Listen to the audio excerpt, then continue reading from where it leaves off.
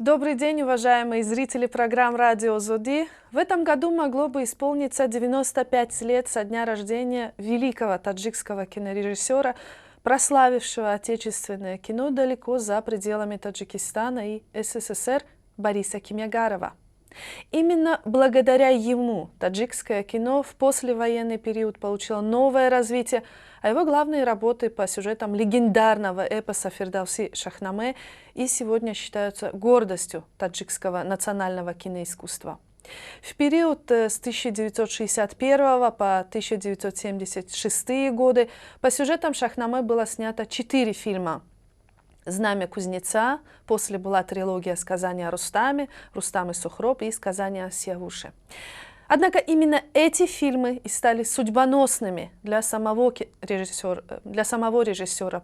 После были обвинения в нецелевых расходах средств, расследования, аресты членов съемочной группы, 1 день в тюрьме, проведенный самим Кимягаровым. Спустя 3 года после этих скандалов в 1979 году Борис Кимягаров скончался в Душанбе в возрасте 59 лет. Об этом и еще о том, как снимались фильмы по эпосу Шахнаме, каким человеком в жизни был режиссер Борис Кимягаров, поговорим с его единственной дочерью, режиссером Лилией Кимягаровой. Лилия Борисовна 25 лет назад мигрировала из Душанбе в Израиль. Сейчас вместе с дочерью Анной, которая тоже родилась в Таджикистане, проживает в Тель-Авиве. Добрый день, Лилия Борисовна. Спасибо, что согласились на эту беседу. Расскажите, пожалуйста, как ваш отец решил снимать истории из Шахнама? Как это было? Здравствуйте. Спасибо вам большое, что вы вспомнили о моем отце. Как это было? На студии «Таджикфильм» со времен войны, Отечественной войны, был сценарий, который написали в то время очень известные сценаристы Евгений Помещиков и Николай Рожков. Фильм должен был ставить известный кинорежиссер Сергей Юткевич. Назывался он «Знамя кузнеца». Папа посмотрел этот сценарий, и ему он очень понравился. И так начался его путь к поэме Шахнаме Фирдауси. В этом фильме снимались очень известные, прекрасные таджикские актеры. Мухамеджан Касымов, Гурминч Завкибеков, Дильбар Касымова, Марат Арипов. И по прошествии нескольких лет папа пригласил написать сценарий известного драматурга Григория Колтунова, написать сценарий продолжения поэмы Шахнаме Фирдауси. Это были сценарии «Подвиги Рустама» и «Рустам и Сухроб». Были приглашены актеры. Тогда еще кастингов не было. Папа увидел в Москве на защите у известного режиссера Любимого прекрасного осетинского актера Бимбулата Ватаева. Именно его он пригласил на роль Рустама. Лилия Борисовна, я знаю, что именно эта тема, с другой стороны, в таджикском обществе поднимала вопросы касательно актеров. Все-таки некоторые именно критически относятся к решению о привлечении актеров со стороны, а не из самого Таджикистана в съемках Шахнаме. Как вы сказали, главные роли исполняли чаще всего не отечественные, говоря сегодняшним языком, актеры. Осетин Бимбулат Ватаев сыграл самую главную роль. Тахмину сыграла узбечка Светлана Нарбаева. Вы знаете, дело в том, что Бибо Ватаев, он вырос в Таджикистане, он родился в Кулябе. И я не знаю, мне кажется, что он достойно сыграл роль Рустама. Было много претензий к папе, но в конце концов, вероятно, художественный замысел и сам образ Рустама, и художественный материал, он был настолько представлен высоко, правдиво, что, вероятно, это покорило тех людей, которые принимали картину. Вот а сейчас о том, о чем повествует и ваш документальный фильм «Хроника памяти» в 1989 году. Скажите, вот как возник скандал с вызовами в прокуратуру в 1976 Дело году? в том, что, В чем обвиняли отца? понимаете, вот мне, конечно, не очень хочется это все вспоминать, хочется все представлять в таком розовом прекрасном свете, но это все отложилось на здоровье моего отца, это все повлияло на его дальнейшую жизнь.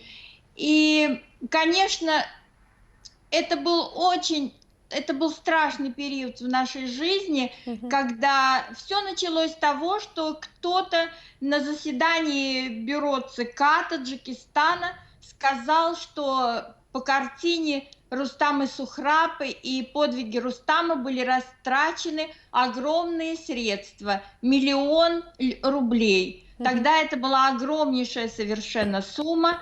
Вот. И все, наверное, думали, что Кимягаров положил эти деньги в карман. И на студии начались проверки, которые продолжались не 1 год. И директор картины тоже был заключен под стражу, и второй режиссер. Они просидели долгое время в тюрьме. И я очень хорошо помню этот день, когда моего отца тоже Вызывали, да? пригласили на допрос и отвезли его в тюрьму. Сказали, чтобы он пришел с паспортом. И он был больным человеком, даже в свои годы. У него был диабет. И целый день его продержали там в тюрьме. И благодаря Давлату Ходоназарову, оператору картины, и прекрасному нашему другу, который связался с Мирзо Турсунзаде, и этот человек, он очень помог, и, вероятно, он позвонил тому, кому надо было позвонить, и папу отпустили, но проверки все равно продолжались очень долгое время, уже даже тогда, когда папа снимал другую картину «Человек меняет кожу» по Бруно Есенскому, то постоянно на съемки кто-то приходил и задавались какие-то вопросы. И эта обстановка ужасно повлияла на обстановку на всей киностудии «Таджикфильм». И естественно, что это жизнь, люди завидуют друг другу. Но ваш отец скончался при каких обстоятельствах? А кусок пирога хочет каждый. Вот. И, конечно, слава папиных картин и огромная популярность у зрителей, это все отложило отпечаток. Люди завидуют друг другу. Это качество, это жизнь. Лилия Борисовна, при каких обстоятельствах через 3 года после всех этих скандалов скончался ваш отец? Ему сделали операцию, и он не перенес наркоз. Но у меня сложилось такое впечатление, что это было специально сделано. Операция на что была? На сердце? Нет, операция была на грыжу, это операция после аппендицита. Она делалась в Душанбе, эта операция? Она делалась в Душанбе, да, и у меня сложилось такое впечатление, и оно меня не оставляет до сих пор, что это было сделано специально. здесь я бы хотела взять небольшую такую паузу, чтобы мы послушали, что говорил ваш отец сам, Борис Кимягаров, о фильмах по Шахнаме. Кстати, благодарим вас за то, что мы можем использовать эту архивную видеозапись из вашего фильма. Только что мы завершили съемку нашего второго фильма «Рустам и Сухраб». Группа вернулась из экспедиции. До этого мы завершили работу над двумя фильмами, двухсерийный фильм «Сказание о Рустаме». Наверное, мечта каждого художника, будь он режиссером театра, режиссером кино, наверное, бы посвятил бы всю свою жизнь над созданием или спектакля, или фильма по этому величайшему произведению нашей литературы. Вот все-таки, Лилия Борисовна, отец, когда обсуждал вот эту тему, скандал вокруг обвинений, он говорил о том, что он невиновен? Да, это даже не обсуждалось, потому что папа был настолько честным, настолько порядочным человеком, который работал вообще не за деньги, он работал за идею, за... Кино — это был образ жизни нашей семьи, это был образ его жизни. Он ничего не знал вообще, кроме кино, и не думал ни о чем, кроме кино и кроме своих картин. Этому было подчинено все в нашей семье. Моя мама занималась только папой и помогала ему во всем, печатала его сценарии. И, к сожалению, она очень рано ушла из жизни, и это тоже имело большое значение на его здоровье. Он не выдержал вообще разлуки с ней. А вы помните, что говорил ваш отец о своих работах? Был ли он ими доволен, допускал ли самокритику? Какие работы были для него особо дороги?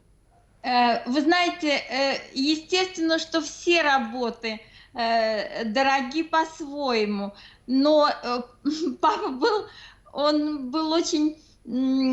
очень уязвимый человек, очень трудно переносил критику, очень трудно. И радовался каждому эпизоду, который он придумывал. Он писал сценарий, режиссерский сценарий, он писал, это весь дом был наполнен вот этим духом этой картины. В данный момент, если он снимал Шахнаме, то весь дом у нас был в каких-то раскадровках, фотографиях актеров.